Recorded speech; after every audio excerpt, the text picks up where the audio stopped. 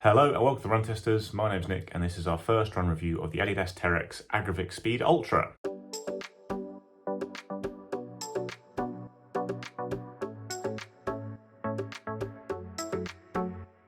The Adidas Terrex Agravic Speed Ultra launched in Chamonix this week at the UTMB Mountain Running Festival. It is Adidas's trail super shoe, uses some of the tech from shoes like the Adios Pro 3 in a trail shoe that's built for your fastest runs, whether that's sessions or going all the way up to ultramarathon races. Adidas Terrex pros like Tom Evans have been using the shoe for a while now, and he used it when he won Western States earlier this year. And we've now got hold of what is going to be the final form of the shoe ahead of its full launch in spring 2024. It's an expensive shoe. We don't have the UK price yet, but it's $230 or euros. It weighs in at 274 grams or 9.7 ounces. That's in my UK size 9, which is a US 9.5. Don't have the stats on stack and drop yet, but on stack it's not quite as high as it looks because your foot sits within the foam at the back there, but it is a very high stack shoe, clearly. And the drop is probably not going to be that critical with this shoe because the really aggressive rocker you have here is really what's going to define the ride feel more than the listed drop, I'd say. So it's a trail shoe that's built for speed with this rocker design that Adidas says is designed to aid forefoot striking and increase your efficiency and running economy on the trails to help you save energy and run better during very long events, especially ones with long, hard, punishing downhills like Western States. So the midsole is made from Adidas's Light Strike Pro foam. That's its best foam. It's bouncy, it's lightweight, it's pretty soft. It's the stuff used in things like the Primex Strung and the Adios Pro 3. And running through the center of that foam are Adidas's energy rods, but instead of the 5-pronged carbon energy rods that are evenly spaced on shoes like the Adios Pro 3, you've got 4 prongs on the Agravic Speed Ultra with the 2 prongs essentially spreading around the outsides of the forefoot to create some stability there. You can see them from the outside of the shoe. And then there's 2 more prongs to the rods that go backwards towards the heel. Again, to create some lateral stability whilst also delivering that extra pop you get from the rods in all of Adidas's shoes that use them. The rods have a plasticky feel to me. They're not as stiff as the carbon rods in the Adios Pro 3, and that just gives you a little bit more flexibility for off-road running. The shoe obviously has a very pronounced rocker design here, with the highest part of the stack height being in the midfoot of the shoe to encourage that midfoot forefoot strike with it. Your foot sits within the foam at the back of the shoe like a bucket seat style to create some stability, something we see on lots of shoes these days. And stability is going to be needed because really it's focused around the forefoot of the shoe, in line with what Adidas says the shoe is used for. You've got a wide forefoot there, but a very narrow pinch point at the midfoot there and a fairly narrow heel in general. So stability is obviously going to be a concern with this shoe in general. We'll talk about it more in the run test, but you've got the soft foam, you've got that narrow pinch point, and even though the forefoot is quite wide, it still isn't going to be the most stable shoe in the world. It's interesting the way Adidas approached this, obviously talking about forefoot striking so clearly. It's something that they said that's come across in testing with their pros, that even over ultramarathon events, that's how people are going to run. But to my mind, in an ultramarathon, you're going to have a lot of different gaits, a lot of different foot strikes, depending on how tired you are, whether you're going uphill, downhill, the terrain you're on. So to have a shoe that is directed to one kind of running style so much will be an interesting thing to see in effect with ultramarathons when you're not talking about pros like Tom Evans, when you are talking about the more average runner. But Adidas does say this is a shoe that should help and work for every kind of runner. The outsole is made from continental rubber, as you see with lots of Adidas shoes. The lugs are between 2.5mm and 3.5mm in length, and they're built probably more for hard ground trails, but they should be fairly adaptable, as you've seen from the results of pros using them on lots of different terrains. Then you've got a woven upper with a gusseted tongue to add a bit more midfoot stability. The upper is designed to not take on water. So again, the shoe was designed in many ways with Western States in mind. So talking about river crossings, you didn't want the upper to soak up a lot of water and add weight. So it's material that doesn't do that. There's not much in the way of protective overlays. There is a little toe bumper and a little overlay at the heel, but general, the upper is quite lightweight because it is such a speed focused shoe. So it's an expensive shoe with a very interesting design, one that's got the backing of pros who obviously have used it to great effect so far, but how is it going to work for more normal runners? I took it for a first run out in Chamonix to find out. Hello and welcome to Chamonix. I'm just about to go and do my first run in the Adidas Agravic Speed Ultra. I'm not gonna lie, I wasn't expecting to run again today. I did 10 miles earlier, but we just got the shoes in and I'm leaving early tomorrow. So I wanted to get one run in Chamonix just to run in Chamonix again, but also test the shoes in an environment like this, which is obviously a little bit more demanding than my usual trails back home. So having said that, I'm not gonna do too much tonight. I'm planning to do around 9K, go back into Chamonix via a hilly route in the forest on the side of the valley, and then come back on a fairly flat route, maybe pick up the speed a little bit, test the shoe there. Really interested to test the shoe, really excited to use it, which is why I'm going out and running right now when it's starting to get a little bit dark. Probably be okay.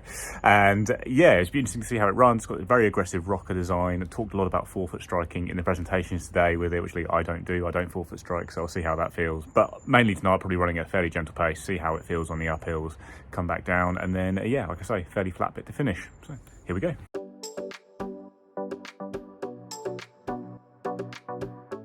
So I had no time to film my follow-up to the run whilst in Chamonix, so I'm back in the distinctly less glamorous Chingford in North London now to talk about my experience with the shoe, which was a good one. It was a really fun first run in the shoe. I have to say, I was very tired after a couple of days of travelling, lots of running. Like I said, I'd done 10 miles earlier that day because I wasn't expecting to use the shoe, but it did feel very friendly to tired legs actually. It was comfortable, bouncy, really helped me turn over and keep running quite well, even though I was a bit knackered. The route I did was a 10K, where in the first half I had a fair bit of elevation and was running along quite narrow trails with lots of rocks and roots on the valley side in Chamonix before I took a flatter, easier route on the way back alongside river paths with some road as well. So that was a lot more runnable, so I was able to up the pace a little bit in the second half of the run.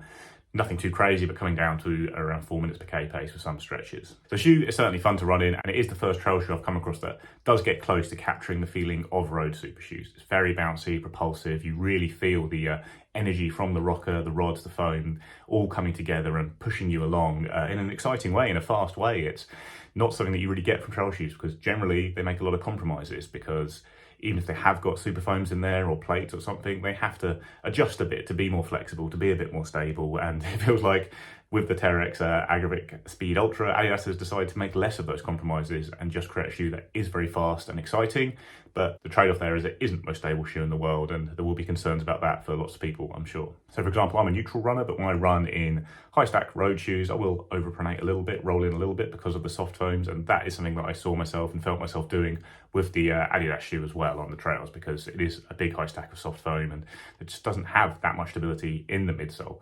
Now, this isn't really a problem on the road and running up even to marathon distance on nice flat surfaces. You know, it's not really a concern to me, but on the trails, over longer events in particular, you are going to feel a little bit more strain around your ankle area over time with little bits of instability, and it might be something that ends up a bit dicey in certain terrains. Like, I wasn't on incredibly technical stuff during my run, but there were rocky sections, rooty sections, and you've got to be a bit careful about where you're landing with the shoe, probably even more careful than you would be in a normal trail shoe because of that instability there.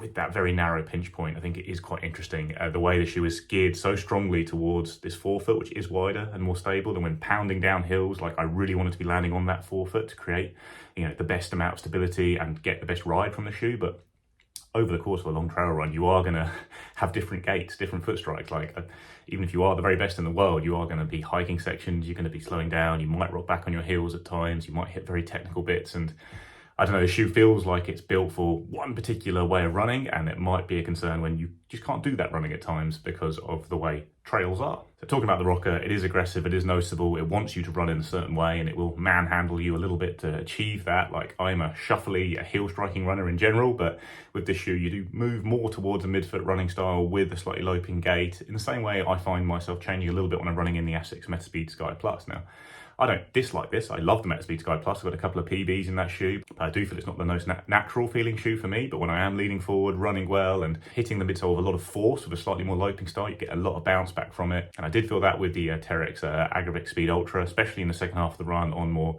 runnable stretches or even a bit of road. It feels like you can really settle into a booming style and get a lot of pace out of it. But again, the concern for me comes over longer events on uneven ground. If you are pushed into a slightly different running style than you would normally do, then that's going to become a little bit tiring on muscles that maybe aren't being used as much normally. And yeah, it will be a bit of a concern for me that you've got such a pronounced rocker that wants you to move in a certain way when you are unable to or unwilling to at times because of the trails.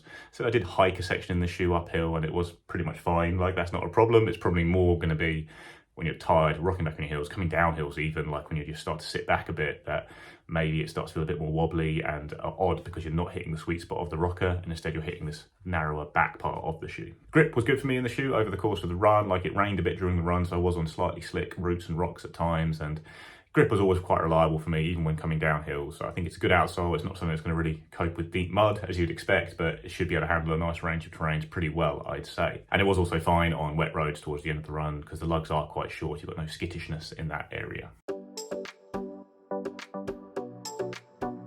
The Adidas Terrex Agravic Speed Ultra is a very interesting new addition to the trail racing scene, I'd say. I've been testing a few of these shoes lately, did a lot of running in the Ultrafly, actually did some running in the Ultrafly while I was in Chamonix. Also been testing the Fuji Speed 2 lately and other stuff like the Tecton X2. And this is the shoe that feels closest to a road super shoe. It's got the most aggressive ride out of them. It's got the softest ride, the bounciest ride.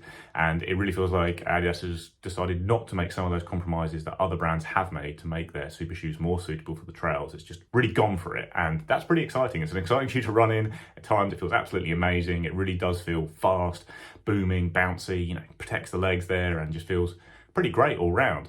The trade-offs come in the instability in the shoe, the very particular nature of the ride, which is almost quite demanding on the body in a different way to other shoes, which probably work with you a bit more. The Agravic Speed Ultra wants you to run a certain way, it wants you to go fast, it wants you to be booming along with the rocker, and if you're not, it doesn't always feel so good. That's something that is a concern for me for longer runs. I will be doing some long runs in the shoe to find out though, so we'll talk more about that in the full review. Now, having done a couple of runs in Chamonix in the Ultrafly, it is a more accommodating shoe. It's not as bouncy and fast, it's heavier too, and Nike has clearly decided that it can't make a shoe like the Vaporfly for the trail. Is really going to make, you know, some changes to make it more stable, and it is a bit more stable and reliable, the Ultrafly, and it feels really good underfoot when you are mooching along at more shuffly paces, not really pushing so hard, whereas the Speed Ultra does feel a bit more demanding in that sense, like you are going to be pushing fast in the shoe, and it might end up that for lots of people it ends up more of a short distance shoe as a result, whereas some runners who either fit the style of the shoe a bit better or are much more experienced and, you know, more capable on trails than I am, will feel happier tackling any kind of distance,